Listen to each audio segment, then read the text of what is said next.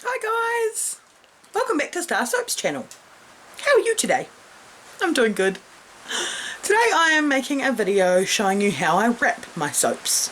I've had a few of you request me make this video, and usually when I'm wrapping my soaps I just kind of get into a bit of a productive headspace, I guess you might say, and I just get it done. And I always forget to turn the camera on. But I had my camera set up on the tripod because of the video of me making soap with Little B, so I thought, well, let's show you how I wrap these soaps.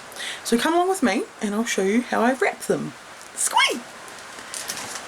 Okay, so here are a bunch of soaps that I have ready to wrap. I've got orange, rose and Japanese quince. And up there I've got my gardener and mechanic soap and my peppermint soap, and they're also ready to be wrapped as well. And it's raining, so you can probably hear that in the background. Over here I've got my labels. I printed them out this morning. They're pretty simple. I do like to keep my labels pretty simple. Lots of information and not a lot of pretty. But they tell you exactly what's in the soap and also an email address to contact me if you want to buy more. Because I don't have an online store, I just tend to go through orders that I get from Facebook, Trade Me and emails. So I've got my impulse sealer set up here. This is how I wrap them. I use this shrink wrap here, and there's like a whole big roll of it there, you can see. And I pop the soaps into the shrink wrap like this. And then I go through with my heat gun and I shrink them all down, and finally I put my sticker on the outside. So we'll go ahead now and we'll wrap a few soaps. Squee! Okay, so the first thing I need to do is I need to take my soaps and slide them into the shrink wrap band and then seal both the tops and the bottoms with my impulse sealer. Now I just do one soap at a time because I have these fairly intricate toppers that I like to put on my soaps, and if I try and do, you know, a whole bunch in one big band, I end up squishing the toppers and it's not good. So I first of all slide it in and I carefully seal the top and then push the soap up towards the sealed part, and then I can seal the bottom. And then it's just a matter of trimming off the rest of the band that I've measured out and doing another one. And it can get sort of tedious, just sort of over and over and over again. So I've usually got some groovy tunes playing in my headphones, and I'm just, you know, rocking out to the music and getting her done. So the last one was Zesty Orange. This one's Rose Geranium. This one's got like a piped top on one side. So again, I have to be quite careful. I don't want to smush it. I don't want to crush it with the sealer. So I make sure that the soap's back from the end. Then I seal. Then I push it up. And then I seal again. Pretty simple stuff. Love my impulse sealer. But yeah, it's really cool to use for, obviously for soap wrapping, but also for other things. Like if you have, I don't know, potato chips or something, and you just eat some of them, and you've got like a bag of potato chips that's like half eaten, you can just take them out and you can just seal the bag with the impulse sealer, and then it's like you've got brand new chips. Next time you need to go open up your chips and have some chips, they'll be all nice and fresh because they've been resealed. So that's kind of cool. I've also used the sealer with the heat turned right up to fix my kids' pool toys. So they both have blow up like rings that they sit in when they're in the pool. So yeah, they've just got holes in them, and I've just brought them in and squished them down on the sealer and fixed the holes. Pretty cool, pretty simple, and another use for my sealer. So this one is the Japanese quince with the star on it. So pretty, love the soap, smells fantastic. Right, so now we've got some soaps that I already wrapped earlier. These ones are more intricate than just my regular bars. These ones are the fairy soaps. And what I've done here is I've individually wrapped the fairies. So we've got two individually already shrink wrapped soaps, and then I've put them both inside the shrink wrap band and shrink wrapped them together. And this is one of my little skulls, and it's really cool too. Quite difficult to put the sticker on this one because of the shape of it, but this is sort of like a novelty soap. Most of the people who I've sold these to tell me they're never going to use it, and that always bums me out. I'm like, you've got to use it. Far out. So I'm just going to carry on now and seal up some soaps, and I've sped it up for you. But I've got a whole bunch to do here, so it's a bit of a production line.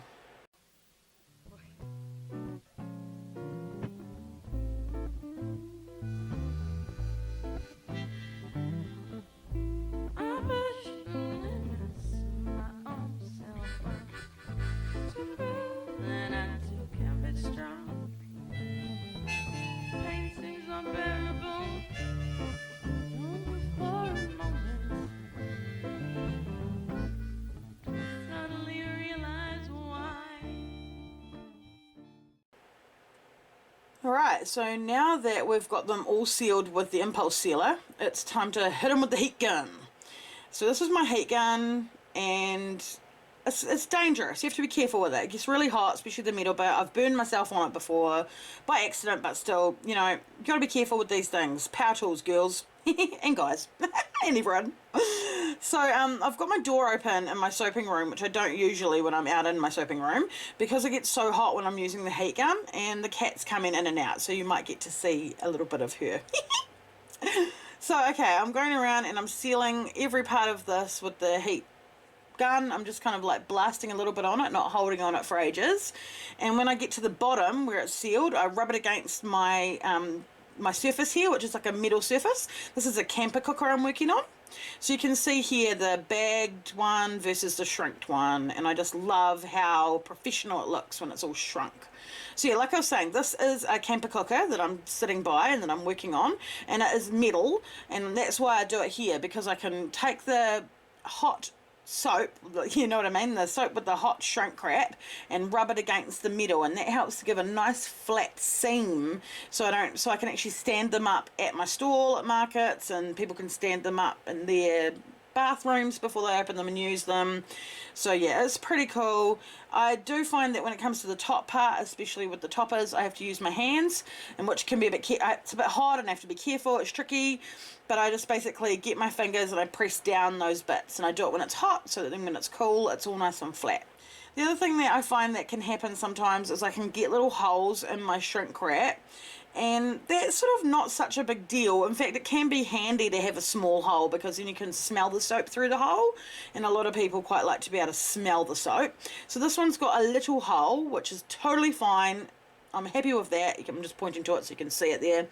But this other one here that I've done has ended up with a big hole, and that's not so good. It can, you know, if moisture gets on it, it'll get sort of sticky, and it can be a problem when I'm stacking them. So what I'm doing is I'm just trimming a little piece, like a very small thin band of my shrink wrap, and I'm putting it over top, and then I'm just shrinking it again. So that extra bit of shrink wrap is just covering that hole. And I'm not covering it completely, I'm leaving a little bit of it exposed so you can still smell the soap there, but it covers up the most of that hole. So that's just a little trick there for you. I don't know if any of you use shrink wrap or if you've kind of experienced the same thing. Oh, hello, look, here's Luna. So I'm just bringing Kitty in to say hello here, because she was hanging around at my feet and meowing. Isn't she gorgeous? I love my Luna. So yeah, back to the wrapping, sorry. What can happen is the bags can swell. I'm going to show you an example of that now. It's sort of like the air is trapped inside, and it becomes like this ballooned out little thing. So I usually just let them rest until they've cooled down, and then try again. If I don't let them rest, that's when I end up getting those big holes that I just showed you. So it's like it's a bit of trial and error, and it's something that I'm still working on. I've only been shrink wrapping my soaps for maybe 6 months. Prior to that, I just used to put them into little bags and staple a card on the bags, and that worked fine, except for my toppers. My toppers would often get damaged and bumped around inside the bags, and sometimes fall off, and then it didn't look that pretty. So the shrink wrap protects those little toppers, and it's really good.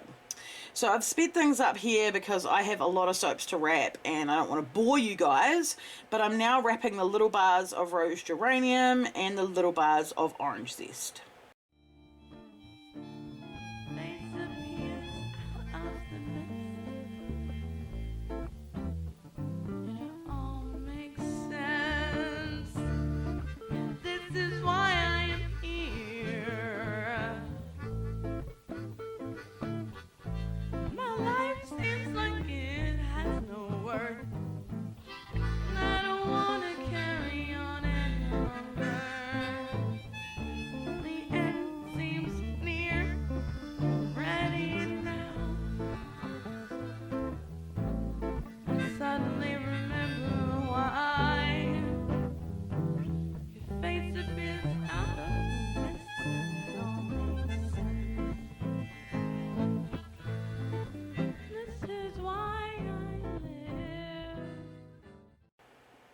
Okay, so we've got them all shrink wrapped, and now it's time to put the labels on.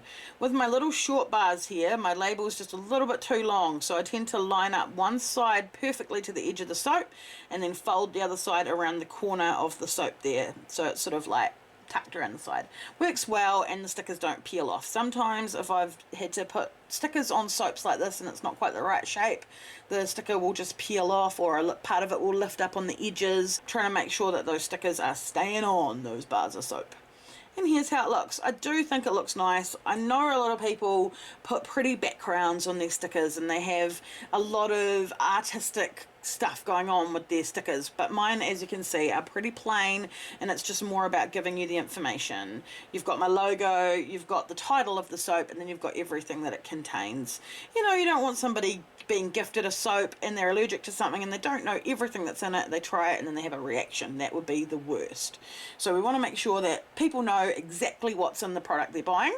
And the other thing I try to make sure that I always do is I try to keep all of my terms normal, or I don't know if you would say like layman's terms, in the sense that, as you can see here, it's just saponified olive oil, rainwater, coconut oil. I'm not using the Latin terms for anything. I'm not using any sort of big long words. It's all pronounceable and understandable. And I like how people will often tell me, you know, oh, they just look like the same oils that I cook with. That's awesome. So I love that. And I don't use any palm oil in my soaps. I don't have any problems with palm oil. It's just something that I've never used. So here we go. We're all finished now. Zesty orange. Gorgeous. Oh, that was so much fun. So here we have it. 38 soaps. Wrapped and labelled. I'm done for the night. I'm exhausted. I've got another 36 to wrap. I'll do them tomorrow. But that's me for now. So I hope you enjoyed watching me wrap these soaps, and I hope it gave you some ideas for how to wrap your soaps. And if you did like this video and you'd like to see more like it, then feel free to hit that subscribe button down below, become a member of the StarrSoaps family, and feel the soapy love. Bye guys!